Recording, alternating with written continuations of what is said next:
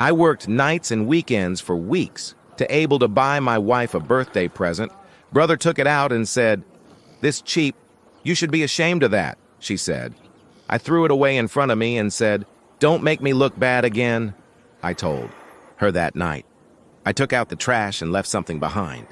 Something else there that made them say, "I'm Dan, 41-year-old HVAC tech in Evansville. I fix air systems in old Indiana. It's not a warehouse or a shopping store, not a very exciting job, but it pays well, and I've been doing what I'm doing. I've been used to long hours since I was 20. Crawling around and getting dirt under my nails, it was hard to crawl through 100-degree heat. Work doesn't scare me or my wife Jenna. I've been married for 7 years. We're good at first, but we didn't have a lot. But enough was enough. She worked as a part-time librarian when we met, and she was the quiet, bookish type. She used to enjoy small things like new odd candle drives across the country. Things I found at a thrift store that I thought we got each other. But she started. About 2 years ago, it began to change. Upon the return of her bigger brother, Ronnie, he had been out of state when the shot was taken, since a while ago doing jumps in Nashville or somewhere else, and then they moved. Back after his last job didn't work out. He made a good amount of money, but acted like he had a lot more money than he really did. Wear flashy, expensive clothes. Cologne cheap attitude. He began to come. At first, it happened once a month. Then it seemed like once a week. Jenna lived in our living room, for God's sake. Her voice rose as things changed around him. Her laugh was louder, and her standards were different. She used to like how simple our life was. She began to say things like, Roger says you should have nicer things. Most people our age are already Roni building their dream homes. Was rude to me. I knew it. He never said it to my face, but he meant it all the way. Are you still working on HVAC? He asked with a grin, which made it sounds like I was fixing toilets with a... Anyway, Jenna's birthday was I planned to do something soon. We didn't have a lot of money, which meant I knew she was interested in this rose, though. Gold watch at Macy's, I thought of her. Making it clear as we walked through the mall wasn't very fancy at the time, but still $270, which is more than we usually spend. I spent all my extra money on gifts. I could work nights and make up for missed shifts. I didn't even let my brother sleep. I went to Kentucky Lake over the weekend just so I could work one more Saturday shift. I didn't tell Jenna anything.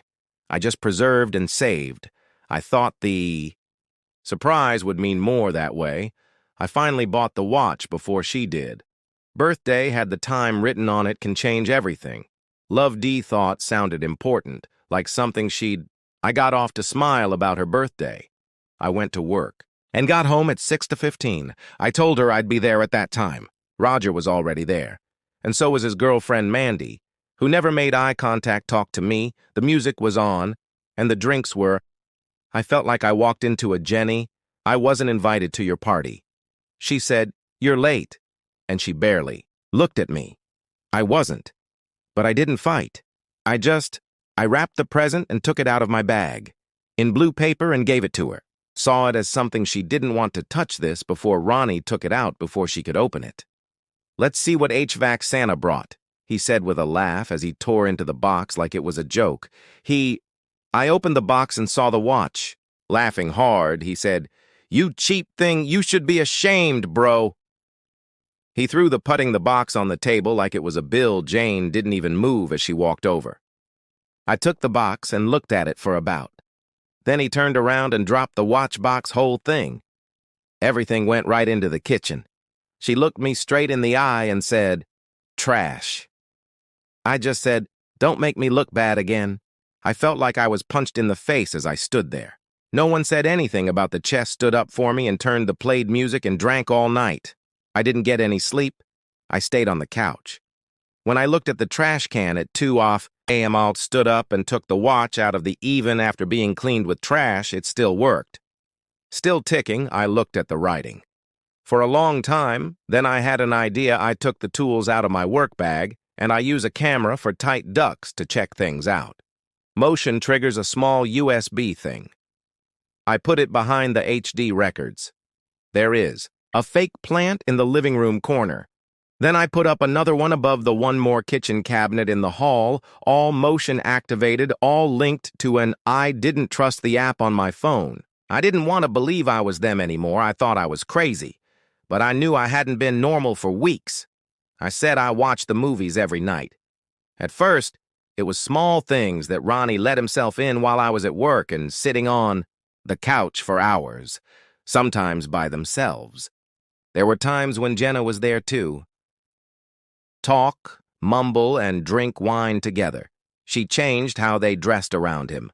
I tried not to assume the even worse than what the hallway camera caught. Ronnie came out of our bedroom by myself. Shirt half tucked in hair, I began to record when things got messy. I backed up all of my files on 2 flash drives, and then I saw Ronnie one night. Take my laptop, he tried to guess my 5 times. Jenna was standing with the password sitting next to him and smiling. I knew it wasn't just about, after that, sex. They were making plans for more something with my money, maybe even that night for my business. I bought a phone. Tool for making copies took Jenna's phone while she copied it to mine while she was asleep. What I saw made me sick, Jenna. I'm worn out. Of being married to a poor man with Ronnie, your nails are dirty. We're almost there. Wait, let him hang himself first. Lynn, let's do it after my birthday. Probably trying to make it unique, one more sad card and a gas station roses, they thought they were having fun. They didn't know what I did at all times. I didn't say a word when it was taped. Getting my things out of the house, a one tool or piece of clothing at a time, I opened even my dad's old Winchester. Money was moved into a new bank account. The shared credit was closed with small pieces. A card, I called my cousin Brad, I showed this to a sheriff's officer in Jasper. Everything. The videos, the notes, recordings. He slowly said, "We can. Make a case," he told me, and then he helped me. "You should hire a lawyer."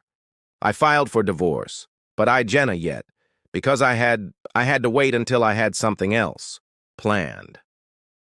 I gave her the same thing for her next birthday. Gift box. She rolled her eyes again. When she opened the watch, it was the same one. She threw it out and looked at me. "I'm mad that you brought this back from the trash. I gave you that smile." Brad walked in with 2 when the door opened. Officers in uniform behind him. You're not going to where I'll pick up next. I can't believe how quickly things went terrible. Jane didn't move at first. She just sat there. She held the box, and blinking like I had no idea what was going on.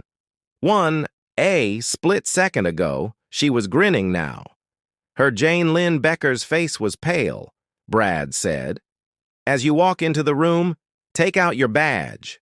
As she was being served, she quickly stood up. "What the heck are you being looked into? Tried to commit scams and identity theft, and he told you that you have the right to don't say what." She looked at me like. "This is for me, the criminal, because I did it." "Dan," I didn't answer. Ronnie had just came in through the back door with a stupid grin on his face and a bag of... He stopped dead in his tracks when he saw the clothes Ronald Stephen Becker Brad held out a second envelope to him. "Too much is being served to you," Ronnie Freeze Brad said. "What the hell is this about?" To the police officer who stepped, moved forward, and began reading his charges in the same way: fraud plot, tampering with his personal electronics. "Ronnie." I tried to laugh. "But are you serious now? This guy is trying to set us up," but Jenna lost it because she kept reading. "Dan, you can't just do this because we're married." Surprise me in my own home, which I still hadn't done, not a word, because I told them to feel the weight of it. The silence, everything I had seen. Ross threw something behind my back, stepped down, and put the takeout on the floor. "You think you're smart about me, right? You think a couple will put me off?" Of videos he took. Brad stepped. "Rosny, don't move again. Please stay between us." Raised hands, standing back up. "This is a joke, Jennifer. Tell them that he's crazy." Jenna didn't say, or this is bull, but it is. Anything it looked like she was going to Brad gave her the when she began to cry. Messages, pictures, and passwords attempts timestamps that show he gave Ronnie the same every time you text or record something.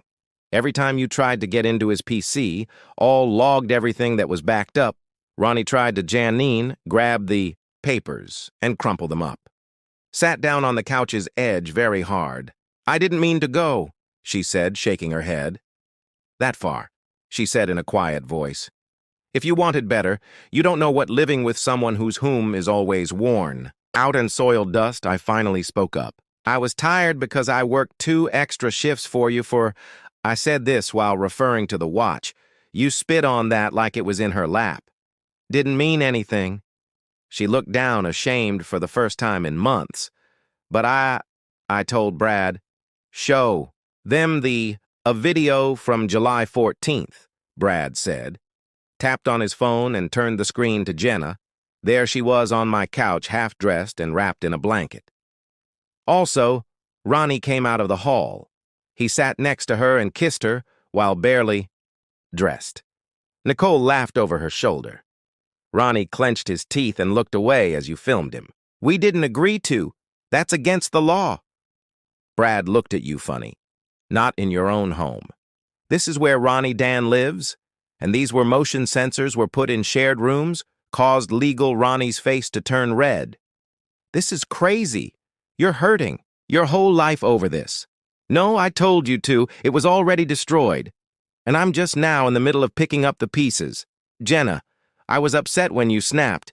But you never took. I saw you wearing the same work boots everywhere. I felt stuck at every dinner. Ronnie knew what I meant. Ronnie looked astonished. That part was said out loud, loud enough for everyone to hear. I told you both everything I had to say. The police cuffed me and laughed at me for it. Ronnie didn't fight back at first, but he spit on the ground next to my feet. I feel bad that this HVAC boy Jenna wasn't handcuffed. But she was crying now. Not just loudly, that sad cry where you shake your head. Someone figures out they've set fire to the "I didn't want it to go like that" wrong bridge. She told us in a whisper that we were just going to take some money and don't spend it all. Just enough to start over. I said that, but I was watching the whole time they took Ronnie outside. She didn't stand next to Brad when she did. She didn't fight. She just stared at the ground. Didn't say anything else as they led her. The door shut behind them, and the house was quiet for the first time in over a year. I didn't get her for 2 days, though. You might want to answer the call from Brad Dan. He didn't say why you should come down here. Just told me it was important, so I drove to the Brad met me in the hall at station. He had a file in his hand and looked very serious. I know you thought this was about, I'm giving you my marriage, he said. Doc, but we found something else. I found opened the bank account folder. 3 of the checks were not made out to Jenna or Ronnie. Not even in Evansville did they. Open fake IDs, same handwriting on under fake names, the same P.O. box in a close town. Brad said that we believed they were going to, your savings will be gone in how long? Dan, I felt my knees weak for more than a year. They weren't just stealing. They were making a plan to get away with my name on it. I didn't say anything, I just closed. Do you want to press full on the file? Brad asked me about charges, but I haven't answered yet. To give myself time to think about this wasn't just about getting even anymore, was about setting fire to everything they built on top of me and making sure I was able to rebuild it again, and that wasn't done. I didn't sleep. The night after Brad gave me that file, the thought they were making plans for this for more than a year made my skin crawl. I began to play back every single moment, every bad mood and every girl's night out. Every time Ronnie was in, it felt like the whole neighborhood was one. Long con, but the next one was worse. I was drinking coffee in the morning and When my phone rang, I tried to calm down. I almost didn't pay attention to the known number, but I had to answer Dan Becker. The voice said, Mailcom. But who? Are you? My name is Miles Edwards, and I was born in a credit inspector for First State Credit Union Fraud Division. Okay, I'm calling about a departure that has been marked request made through your social security number. The number made my stomach drop, and he went on. Someone tried to start a full-on moving money from a savings account to, and the paperwork was marked on the remote wire. Because of a mistake in the name and a place that seems fishy, I told you to open a savings account at your bank. We called him because he was moving so slowly. Said someone used my full name and SSN and tried to set up an old address, moving money from a 401k plan to my account. I didn't even know existed. Someone had used an old job I had to make.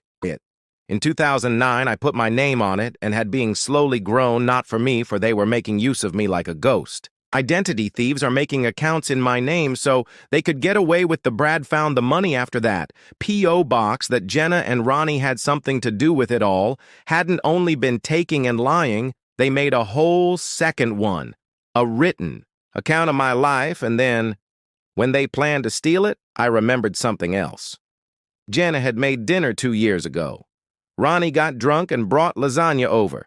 Kept making fun of Dan for being he's an easy guy who you could tie up and walk around in circles, making them laugh. I thought it was a joke and laughed too. I think Jenna asked a strange that night to see if anyone stole your name. How long would it take you? To see, I thought she was just making still talked about it. But now it was part of the plan that I hung up with the detective and called Brad right away. He said, "We'll get the money. Them forensics guys are here, but Dan, this is bigger. They have more than we thought. It's not just your house," I said. "Is this going to hurt my?" He paused and asked, "They tried, but we're going to fix it, so get ready for the next few weeks." Went by so quickly. I spent hours. I had to freeze my credit with my lawyer. Lock up my accounts to show you I didn't do it. Half of the things were opened in my name. Hell. But while I was dealing with all that, something else came up. Jennifer. Ronnie and I were both freed on bail. When the calls were first blocked, voicemails from strange numbers and Jenna crying into the phone, "Dan, I'm sorry, I didn't know. All of those things were done by Ronnie. I'm sorry I hurt you, I didn't mean to." Ronnie had the guts to send a letter. "That you think was written by hand, you've won, you haven't," I said. "This longer than you've been fixing, little man. You got a trick I've never seen before. I got 100, so enjoy your empty house." He said he sent the letter straight to Brad. "This is a threat, and we'll use it in court." But I was already not sure. I hadn't said anything in a long time after that. Good enough to be quiet while Ronnie and Jenna talk. Thought I was biting my nails. I was getting ready for the next step, and that's when something strange took place. A woman named Tammy Pearson never reached out to me on Facebook. I had heard of her, but she sent a word that stopped me in my tracks. "Hi, Dan. I think we need to talk. I used to hang out with Ronnie, and I think he did that to me, too. He did to you. I met her at a diner just outside of Henderson. She brought a bank account. Copies were in the box. Text conversations, and even fake business licenses. Ronnie had made up some fake grass and plants. A company in her name took out a loan against her will and then ignored her when she tried to press charges. But nothing worked. She didn't have the music like I did. But with what I had, we now had I went right to my pattern. Tammy and I came lawyer who began putting together. There was a big RICO case about crime. Several frauds in different states. I began looking for old names. Friends. Brad was shocked. Had a number of them. If we can add one more, answered. She said, "This won't someone else to do it until it turns into a personal thing." I just didn't want to be government. Honest. The first one was Alyssa, and her story almost the same, except in her inn. This case, Ronnie rented out, bought, and sold 2 homes in St. Louis. One for cash, gave her the bag while she held it on the other. She never fully recovered now, with 3 people, all of whom had paper tracks. We had a case, but the payback part wasn't finished. Still not even close, since it wasn't almost proof. That they lied to me was to keep them from doing it to anyone else again, and my next move was made. It was the one who would make the after that. The walls really start to close in. I agreed to swear under oath that the lawyer gave everything to the state. Office of the lawyer. 3 victims, 3 scam cases. Same person, same tricks. Brad called me after a week to say they're starting a real study into Ronnie as a repeat offender of financial crime. It will be taken to the state attorney, the office of the governor, and Dan, if they push with government help, he's moving this forward. I looked at the minimum of 20 years and sat there. I was in my truck after the call and looked at taking the wheel. For the first time, I felt something since this began. I hadn't felt in charge in a long time, but Jenna understand that I wasn't done everything she threw away. Not just the money, not the house, but what I would have done, what I did for her.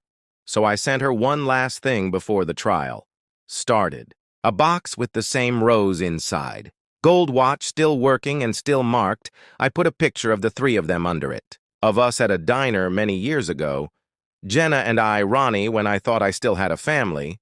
And I wrote on the back of that picture, "You had time, but you wasted it."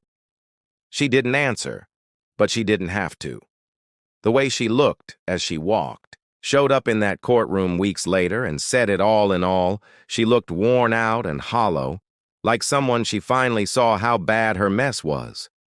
Ronnie walked in with a cocky air, like he still had a shot. He was wearing a cheap sport coat that looked like it made him a lawyer, but as soon as Tammy and Alyssa were sitting next to me, his face fell, and what we said was watched as proof video clips where bank records were played, and it turned to find out Jenna had faked my autograph 3 at different times for little things enough to help Ronnie, but not enough to get caught right away. But with the identity theft, making an account, and it got worse when people tried to empty my 401k. Ronnie was charged with 11 times. 2 counts of federal wire fraud are crimes. Scam. And there was proof that he'd opened with someone else's name. Out-of-state bank accounts, the FBI became involved. He was given 27 years and no release for at least 20 years when the judge read it out loud. And Ronnie yelled, "You have no idea who I am, that I made real money. Everyone is lying. This game is rigged." The Baifs dragged him outside, and Jennifer got 5. 2 years of house arrest and 1 year of probation, felony record for theft in money. There is no credit, no job, and no visa. Lighter term because she lied. In the end, Ronnie gave the feds clues about a different scam he was taking part in with 2 other guys from, she was in Tennessee. But that didn't save her honor. Because of this, she lost all of her jobs. She applied for the last job. I heard she was living in a van with her mother, not in Tel Aviv. She tried to get in touch with me. Sent a letter again saying she was lost and that she missed the life She asked me if I'd ever think about forgiving her. That I didn't answer. She didn't get pardon, but she did get time every hour. Every job was done. Stop giving the food store ugly looks. Store while I slowly put my life back together. I didn't work for a few months and got a cheap and quiet place to stay in Boonville. Peaceful, learned how to work with wood I'd wanted to try for a long time. Going out again, but not seriously yet. It was just coffee and talk, but it felt good. To be seen again, the real end came. After a few months, Alyssa called. She told me she had found a bank account. Ronnie had set up a fake business. It had $18,000 in it and was in her name. I didn't want it, and I don't want his dirty. She said she would give you money if there was a proper way to do it.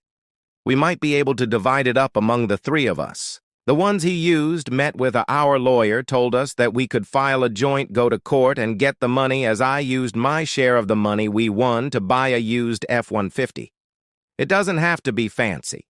I paid full price for it and still wear it. The boots that Ronnie made fun of changed the heating systems in the crawl areas, and I tried to wipe my face with a dirty rag, but I can walk with less weight now that I know who I am. The most important thing is that they do too. I thought I was the quiet one and the servant. It turns out I was the fool in work boots, the person who has the papers and win. When the time came, I didn't scream. I didn't fight. I just let the truth do its thing. I buried both of them.